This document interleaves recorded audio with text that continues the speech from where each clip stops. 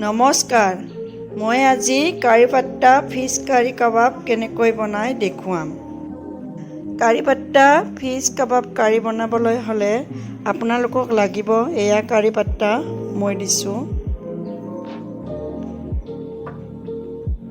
নহৰু, এইবিলাক মই বাকলি এৰুৱা নাই, আপোনালোকে গম পাব কিয় এৰুৱা নাই পিছত। এনেকৈ দিলোঁ, 1 ইঞ্চিমান আদা দিলোঁ আৰু কেইটামান মই এয়া মান ধনিয়া দি দিলোঁ। এইখিনি মই মিক্সিত মাৰি ল'ম। লগতে মই দিলোঁ এয়া আধা ফাল পিঁয়াজ, গোটেই সম্পূৰ্ণ পিঁয়াজটো নালাগে, আৰু কেঁচা জলকীয়া। কাবাব বনাবলৈ আপোনালোকক লাগিব ফিছ, পেটুটো হ'লে বেছি ভাল হয়, যিখিনি পেটৰ তাত কাঁইট কম থাকে, আৰু 100 গ্ৰাম 50 গ্ৰামমান দালি, মুগৰ দালি হয় এইটো। আপোনালোকে ধুই ধাই আধা ঘণ্টামান তিয়াই মিক্সিত মাৰি ল'ব, আৰু এইখিনি মই 80-90% মই সিজিব দিম, বইল হ'বলৈ দিম। আপোনালোকে তাৰপিছত কাঁইটবিলাক এৰুৱাত সহজ হৈ পৰিব। এয়া মোৰ মিক্সিত মাৰা হৈ গ'ল। এইখিনিত অলপ এগিলাচ আধা গিলাচ আপোনালোকে পানী দি ল'ব, তেতিয়া মিক্সিত মাৰিবলৈ সুবিধা হ'ব। মই যে আপোনালোকক কৈছিলোঁ এইখিনি মই নহৰুৰ বাকলি এৰুৱাই নিদিলে হ'ব, এইখিনি মই এনেকুৱা কৰি চেকনিত চেকি ল'ম। সেইকাৰণে আপোনালোকক কৈছিলোঁ যে নহৰুৰ বাকলি এৰুৱাই নল'লে হ'ব। আপোনালোকে এনেকুৱা কৰি চেকি গোটেই ৰসখিনি ওলৱাই ল'ব। এইখিনি মাছ হয়, যিখিনি মই মাছৰ কাঁইটবিলাক সম্পূৰ্ণ গুচাই দিছোঁ আৰু এনেকুৱা কৰি এৰুৱাই লৈছোঁ।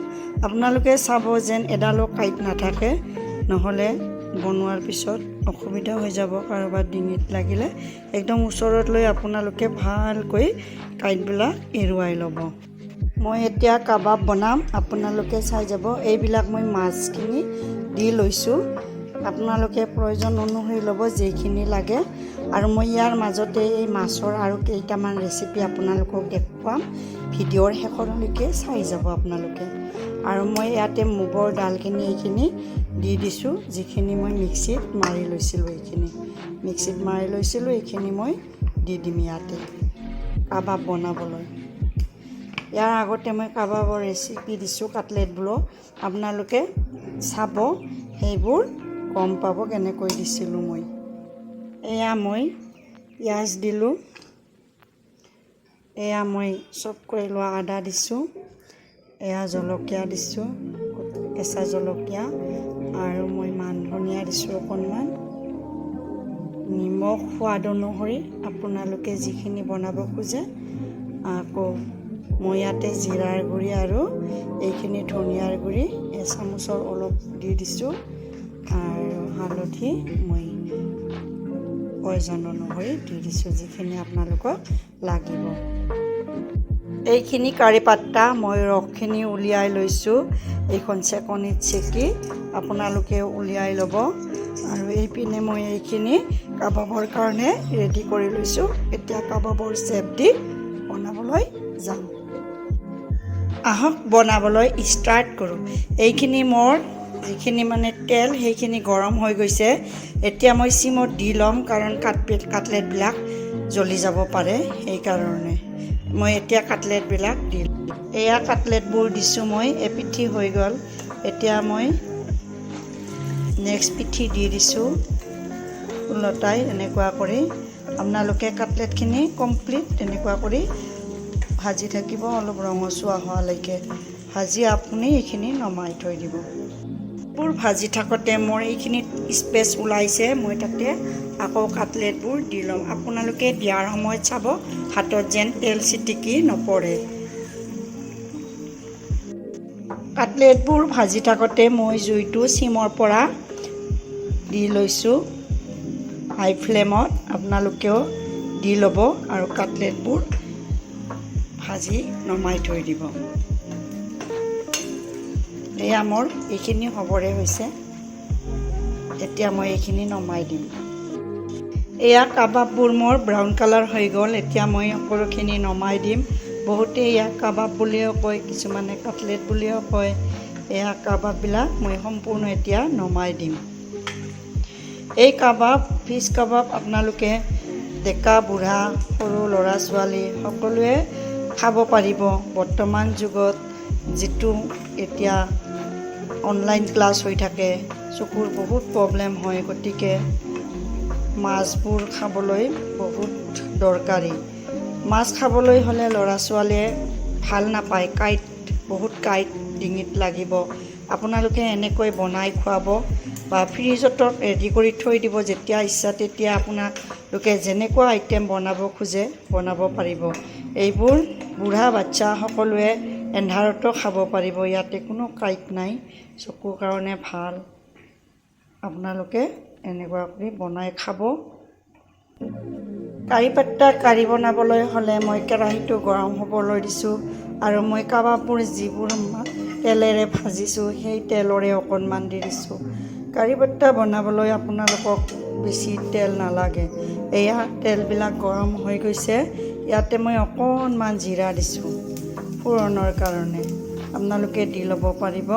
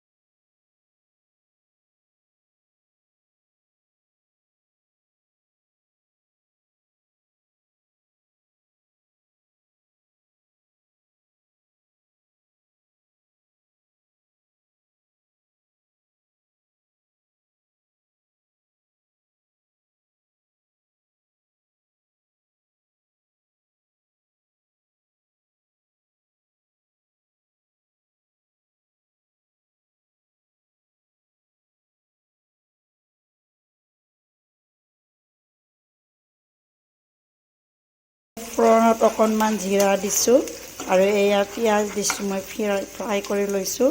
কাৰিপাত্তা কাৰি ফিছ কাবাব কাৰি বনাবলৈ হ'লে বেলেগ ইনগ্ৰিডিয়েণ্টছ আপোনালোকক নালাগে, একদম চিম্পুল হয়। আৰু কাৰিপাত্তা আৰু এয়া পটেটো আৰু ফিছ বনাবলৈ হ'লেও আপোনালোকে ফ্ৰাই কৰিবলৈ হ'লেও আপোনালোকক একো ইনগ্ৰিডিয়েণ্টছ নালাগে। এয়া পিঁয়াজখিনি মোৰ সম্পূৰ্ণ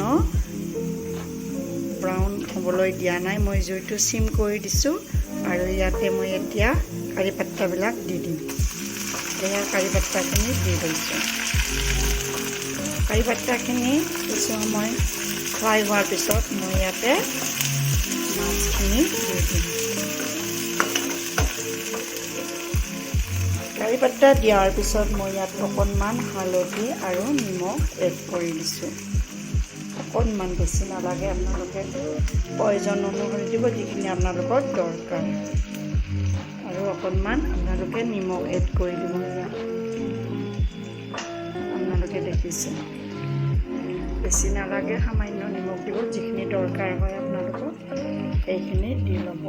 এইখিনি ভালকৈ অলপমান লৰাই 1 মিনিটমান মাছখিনি দি আৰু 1 মিনিটমান লৰাই থাকিব। পিঁয়াজখিনি আৰু কাৰি পাত্তাখিনি অকণমান ফ্ৰাই হোৱাৰ পিছত মই ইয়াতে মাছখিনি দি 1 মিনিটমান ফ্ৰাই কৰি লৈছোঁ আৰু লগতে আলুখিনিও মই দিছোঁ। মই ইয়াতে আদা নহৰু আৰু কেঁচা জ্বলা চব কৰি কেনে দিছোঁ। আপোনালোকক দেখুওৱা নহ'লা, আপোনালোকে দিবও পাৰিব নিদিবও পাৰিব। সৰু ল'ৰা ছোৱালী থাকিলে কিছুমানে জ্বলা নাখায়, সেইকাৰণে আপোনালোকে নিদিলেও হ'ব। এইখিনি মোৰ হৈয়ে গ'ল, ল' টু মিডিয়াম জুইত হৈ গ'ল। আপোনালোকে এতিয়া গেছটো অফ কৰি দি নমাই দিব পাৰিব। আহক এতিয়া চাৰ্ভ কৰি দেখুৱাই দিওঁ। মোৰ ফিছ কাবাব হৈ গ'ল, ফিছ কাৰি পাত্তা কাবাব বনালোঁ, এইখিনি হৈ গ'ল।